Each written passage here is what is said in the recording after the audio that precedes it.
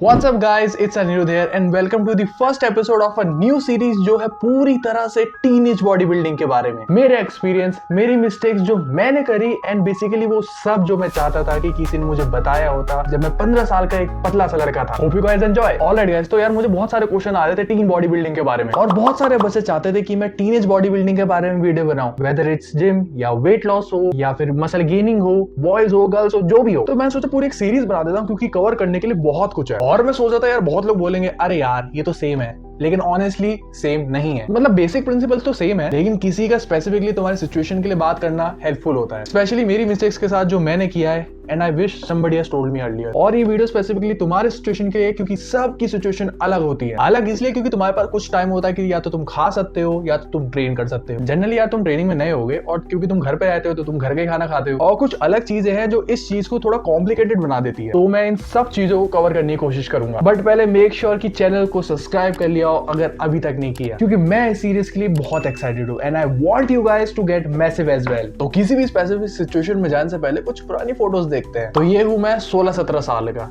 यार इस टाइम पे मैं बहुत पतला था और बल करने की कोशिश कर रहा था और मैं काफी स्कीनी था जैसे तुम देख सकते हो, but still I loved it and I am going every day. अब ये है घुघराले वालों वाला छोटा सा अनिरुद्ध और ये कर रहा है बेंच प्रेस। बहुत ही ज्यादा चेस्ट मसल के साथ वेट उठा रहा है।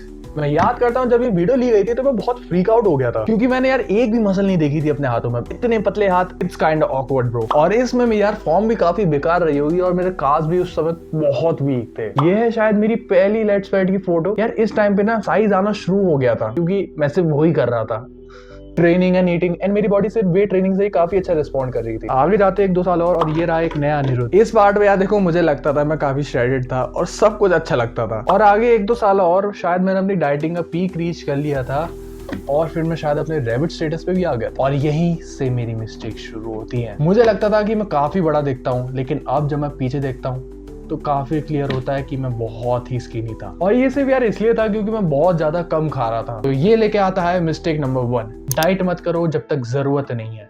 Many kids, me too, abs पाने के लिए यार बहुत ज्यादा ऑब्सेस्ड रहते हैं और सिर्फ यही पाना चाहते हैं, लेकिन तुम अगर मसल्स बिल्ड करना चाहते हो तो सिर्फ एब्स पे तो फोकस नहीं रह सकते। मसल बिल्ड करना इतना आसान नहीं है जितना तुम सोचते हो एंड एक्चुअली शेप में आना भी उतना आसान नहीं है जितना हम सोचते हैं। तो तुम्हें ज्यादा टाइम कैलोरी सरप्लस में बिताना पड़ेगा, मतलब जो बर्न करो उससे ज्यादा खाओ, जिसे कहते हैं बल्किंग, लेकिन साथ ही ज्यादा क्रेजी भी मत जाओ। बहुत सारे लोग डाइटिंग और एब्स के लिए इतने ऑब्सेस्ड हैं कि पूरे दिन सिर्फ एब्स की एक्सरसाइज नेट पे सर्च करते रहेंगे। तो यार मेरे बल्क ना सिर्फ 2 या 3 महीने के होते थे और उसके बाद मुझे बहुत ज्यादा फैट फील होता था, तो फिर मैं डाइटिंग पे चला जाता था। और जो हो रहा था वो ये हो रहा था कि कट्स पे ना स्लोली मसल्स लूज हो रही थी एंड एक्चुअली मेरे पास शुरू से ही इनफ मसल मास नहीं था। तो बहुत सारे लोग जो स्किनी फील करते हैं और तुम्हें लीन होना है लेकिन तुम्हारे अंदर मसल मास भी नहीं है, यू नीड टू बल्क। मैं एक फोटो लगा रहा हूँ यहाँ पे कि जब मैं डाइट कर रहा था और एब्स लाने की बहुत ज्यादा कोशिश कर रहा था और समझ नहीं आ रहा था क्यों नहीं आ रही। अब देखता हूँ तो समझ में आता है, एक तो मैं कुछ खा नहीं रहा था और दूसरी बात मसल मास था ही नहीं कुछ दिखने के लिए। शायद थोड़ी सी फैट की लेयर थी कवरिंग के लिए, लेकिन एब्स तो थे ही नहीं। मुझे यार वेट ट्रेनिंग प्रायोरिटाइज करनी चाहिए थी और 1-2 साल ये एब्स की एक्सरसाइज छोड़ देनी चाहिए थी। तो ये थी मिस्टेक नंबर 1, डाइट मत करो जब तक जरूरत नहीं है। तो यहाँ हम आते हैं मिस्टेक नंबर 2 पे, ओवर बल्क मत करो। अब यार ये फनी है कि मैं बहुत ज्यादा डाइट करता था और इसके ही रिएक्शन में मैं बहुत ही ज्यादा बल्क कर लेता था, but on good side I am on that situation कि मैं कितने खा लूं मेरा वेट बहुत मुश्किल से बढ़ता है। लंबी हाइट के फायदे, नुकसान भी उतना ही है, वेट ही बढ़ के नहीं दे, इतना ही खा लो और एक दिन जिस दिन ना खाओ उतना वेट ही गिर जाए। आई गेस लंबी हाइट वालों के साथ ये सिचुएशन है। अगर तुम्हारे साथ भी प्रॉब्लम है तो यार कमेंट करके बताना है कि तुम भी मेरी लाइन में चल रहे हो। हाँ तो टॉपिक पे आते हैं। यार मैं बहुत ज्यादा डर्टी बल्किंग करने लगा था, तो हफ्ते में यार आराम से 3-4 बार डोमिनोज, पिज्जा वगैरह, मोमो लपेट दिए। लिटरली फोर्स फीड कर रहा था मैं अपने आप को।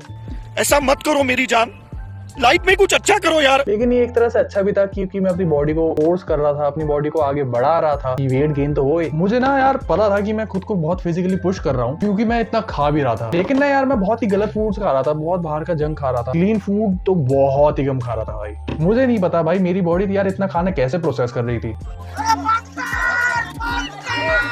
शायद ब्लोटेड फील होता था और शायद मेरी बॉडी फुल्ली फंक्शन नहीं कर रही होगी। आई गेस बहुत धीरे धीरे काम कर रही होगी क्योंकि उसे बहुत ज्यादा ऊपर से खाना खिलाया जा रहा है, तो बॉडी एक तरह से स्ट्रेस में रहती है। मगर अब मैं बेटर जानता हूँ, मैं वो फूड्स चूज करता हूँ जो मेरे साथ चले, जैसे राइस और सर्टेन प्रोटीन सोर्स। और पहली बात, मैं जंक फूड नहीं खाता। यार तुम्हें भी ना क्लीन फूड खाना चाहिए until and unless तुम्हारी सिचुएशन मेरी जैसी है कि कुछ भी खा रहे हैं, वेट ही बढ़ के नहीं दे रहा। अगर ऐसी सिचुएशन है, कुछ भी लपेट जाओ, कुछ भी, सही बता रहा हूँ, मजाक से हट के। अभी मेरी बात लग सकती है कि बहुत ये क्या बोल रहा है, बट ट्रस्ट मी 4-5 दिनों में अंतर दिखेगा बॉडी वेट, लिख के ले लो। मगर अगर तुम एक ऑर्डिनरी बंदे हो जो इसको मसल पुट करनी है, तो तुम गंदा खाना मत खाओ। तुम अपना फूड क्लीन सोर्सेज से ले सकते हो और तुम ऑनेस्टली बेटर फील करोगे और बेटर परफॉर्म करोगे। भाई ये फोटो देखो यार, ये कुछ साल पहले की फोटो ही है। इसमें यार आई गेस एस्टिमेट मेरा बॉडी फैट परसेंटेज रहा होगा 16 to 18%। और इस समय मैं बहुत ही हार्ड ट्रेन कर रहा था, तो मसल्स काफी अच्छी भी चढ़ रही थी और बल्किंग भी काफी करे जा रहा, तो मसल्स तो यू नो व्हाट, और सब कुछ खा रहा था जो दिखता था। और ये अच्छा नहीं है क्योंकि जब मैं डाइट करता था तो मसलबाज भी डाइट कर देता था, तो मेरे लिए यार बहुत अप्स एंड डाउन्स आए इन सिचुएशंस। और यार एक चीज है जो मैं तुम्हें बहुत क्लियरली कहना चाहता हूँ, बहुत क्रेजी बल्क्स और बहुत क्रेजी कट्स मत ही करो यार, तो ही सही है तुम्हारी बॉडी के लिए। तुम्हारी बॉडी बस खाने पचाती रहती है और तुम्हारा ऑनेस्टली मेटाबॉलिज्म बहुत ही कुक हो जाता है भाई। और यार तुम ना यार बहुत ज्यादा फ्रस्ट्रेटेड रहोगे,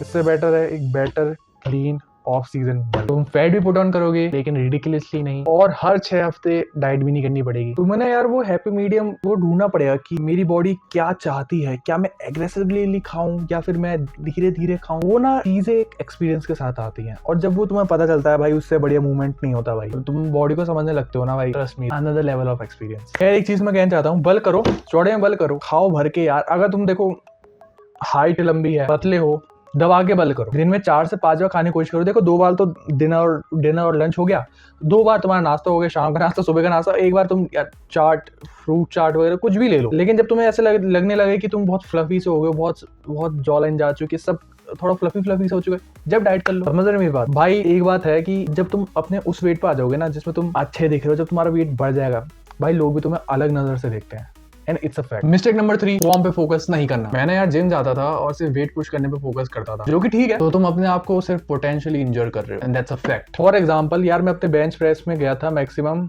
35-40 ईच साइड, कुछ सालों पहले की बात ही है। और अब मैं भाई वो वीडियो नहीं देखना चाहता, वो बहुत ही हिलेरियस होगा ऑनेस्टली। मैंने यार प्रोबेबली सिर्फ ये कर रहा था, ये मुझे ना यार से वेट मूव करने से फर्क पड़ता था। ओके, शायद कुछ ग्रोथ मिली होगी क्योंकि यार मसल पे कांस्टेंट टेंशन आ रहा है, लेकिन कैसा होता अगर मैं उस मसल को 20 साइड से 25 साइड से लगाता और प्रॉपर नीचे जाता, प्रॉपर स्क्वीज करता, अच्छा होता ना। मैं अभी वो ही कर रहा हूँ ब्रो। जो मसल जब पूरा स्ट्रेच होती है, जब तुम नीचे आते हो, पूरा कॉन्ट्रैक्ट होती है जब तुम ऊपर जाते हो, भाई इंस्टेंटली फर्क दिखता है भाई मसल ग्रोथ में। मुझे ना यार इससे बेटर ग्रोथ नहीं दिखती अपनी मसल के लिए, और मेरे शोल्डर्स पे भी स्ट्रेन नहीं जाता यार। ये एक चीज है, अपना यार पहला साल पूरी फॉर्म फोकस अच्छे करने पे लगाओ, और ये ना यार धीरे धीरे नेचुरल फील होने लगेगा। क्योंकि यार आखिरी चीज जो तुम चाहते हो वो है इंजरी होना। इन समरी गाइस, ओवर बल्क मत करो, और मेरे जैसा गंदा डोमिनोज वाला बल्क ना करो तो ही बढ़िया है। अपनी बॉडी को जानो, और अगर तुम हार्ड गेनर हो तो तुम्हें एवरेज बंदे से ज्यादा खाना ही पड़ेगा। वो बंदा जितना खा रहा है उतना खा के तुम्हारी बॉडी नहीं बनने वाली, इट्स अ फैक्ट। और अगर तुम सिर्फ पानी पी के वेट पुट ऑन कर रहे हो तो एवरेज बंदे से कम खाओ भाई, ज्यादा मत खाओ, दिन में बस 2-3 बार खाओ। अपनी बॉडी को जानो, हर किसी के लिए हर सिचुएशन अलग अलग होती है। नंबर 3, अपनी फॉर्म सीखो, फॉर्म पे फोकस करो, फॉर्म को प्रायोरिटाइज करो। ऑलराइट गाइस, मैं चाहता हूँ कि तुम ट्रेनिंग के ऑलराउंड बनो। होप करता हूँ कि तुम्हें फर्स्ट एपिसोड इस सीरीज का पसंद आया। मैं सोचा था शुरू करते हैं एक छोटी सी वीडियो से, कुछ जनरल टिप्स एंड एडवाइस, और बेसिकली तुम्हें बता दूं कि आगे क्या आने वाला है। ट्रेनिंग कवर करेंगे, मैक्रोस कवर करेंगे, और कुछ भी जो मैं सोच सकता हूँ कि तुम्हारी लाइफ वो ईजी बना देगा, वो मैं कवर करूंगा। अगर तुम्हारे पास कुछ टॉपिक्स हैं या फिर कुछ क्वेश्चंस हैं जो तुम कवर करवाना चाहते हो, तो तुम वो कमेंट्स में छोड़ दो। भाई मिलते हैं अगली वीडियो में, बाय, टेक केयर।